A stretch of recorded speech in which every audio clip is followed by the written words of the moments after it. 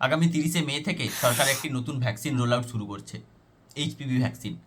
আর এর সাথেই আপনাদের হোয়াটসঅ্যাপে শুরু হয়ে গেছে নতুন মেসেজের বন্যা। কোথাও কোথাও বলা হচ্ছে এটা নাকি বিল গেটসের নতুন চক্রান্ত, এটা কোভিডের মতো আর একটা ফাঁদ। আজ আমি আপনাদের সামনে দাঁড়িয়ে এই সমস্ত কনস্পিরেসি থিওরি এবং গুজবের পোস্টমর্টম করব।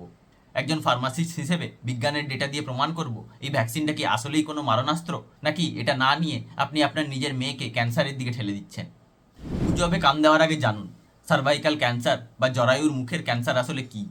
ভারতে মহিলাদের মৃত্যুর দ্বিতীয় সবচেয়ে বড় কারণ হলো এই সার্ভাইকাল ক্যান্সার। প্রতি বছর হাজার হাজার মহিলা এই রোগে মারা যান। আর এই ক্যান্সারটা তৈরি করে একটা ভাইরাস, যার নাম এইচপিভি, হিউম্যান প্যাপিলোমা ভাইরাস। এবার আসি সেই বিখ্যাত বিল গেটস এবং কোভিড-19 থিওরিতে। অনেকে বলছেন বিল গেটস ফাউন্ডেশন ফান্ডিং করেছে ভারতীয়দের জনসংখ্যা কমানোর জন্য।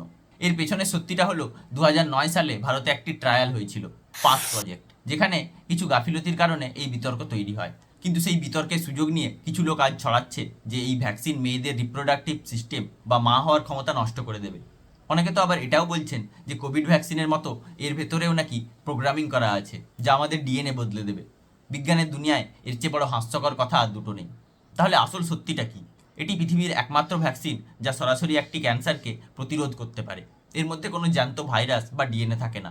এটি একটি ভিএলপি, মানে ভাইরাস লাইক পার্টিকেল, অর্থাৎ এটি ভাইরাসের একটা নকল খোলস মাত্র, যা আপনার শরীরকে আগের থেকে চিনিয়ে রাখা হয়, যাতে ভবিষ্যতে আসল ভাইরাস এলে শরীর তাকে মেরে ফেলতে পারে।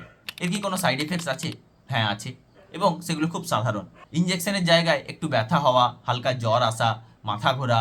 এই ঘোরার কারণটা ভ্যাকসিনের রিয়াকশন নয়, বরং ইঞ্জেকশনের ভয়ে টিনেজারদের নার্ভাসনেস, যাকে বিজ্ঞানের ভাষায় বলা হয় সিনকোপ। এর বাইরে ভিতরে স্ট্রাকচার ড্যামেজ হওয়া বা বাঁজা হয়ে যাওয়া, এই ধরনের দাবিগুলো 100% ভুয়া এবং ভিত্তিহীন। বিশ্ব স্বাস্থ্য সংস্থা মানে WHO থেকে শুরু করে ICMR সবাই এই ভ্যাকসিনকে সম্পূর্ণ নিরাপদ বলে ঘোষণা করেছে। তাহলে কোথা থেকে পাবেন এই ভ্যাকসিন? সরকার ক্যাম্প করে স্কুল বা সরকারি হাসপাতালে বিনামূল্যে বা ভর্তুকিতে এই ভ্যাকসিন দিচ্ছে। এছাড়া যে কোনো ধরনের প্রাইভেট শিশুরোগ বিশেষজ্ঞের কাছে বা গাইনোকোলজিস্টের কাছে আপনি সেরাভ্যাক বা গার্ডাসিল নামে এই ভ্যাকসিন পাওয়া যায়। তাহলে ফাইনাল ভার্ডিক্ট কি? এই ভ্যাকসিন নেবেন নাকি ইগনোর করবেন? আমার উত্তর হলো অবশ্যই নেবেন। এক মুহূর্তও দেরি না করে নেবেন। আপনার মেয়ের বয়স যদি 9 থেকে 14 বছর বয়সের মধ্যে হয়, তবে তাকে এই ভ্যাকসিন দেওয়াটা আপনার পিতামাতা হিসেবে সবচেয়ে বড় দায়িত্ব। হোয়াটসঅ্যাপের কোনো আজে বাজে ফরওয়ার্ড পড়ে নিজের মেয়ের ভবিষ্যৎ ক্যান্সারের হাতে তুলে দেবেন না। আমি একজন ফার্মাসিস্ট, আপনাদের সঠিক হেলথ ইনফরমেশন দেওয়াই আমার কাজ। আর আপনাদের এই কনফিউশন দূর করতেই খড়গপুরে খুব শিগগিরই আসছে বং ট্রিভিয়া ফার্মাসি, যেখানে কোয়ালিটি নিয়ে কোনো আপোষ নেই।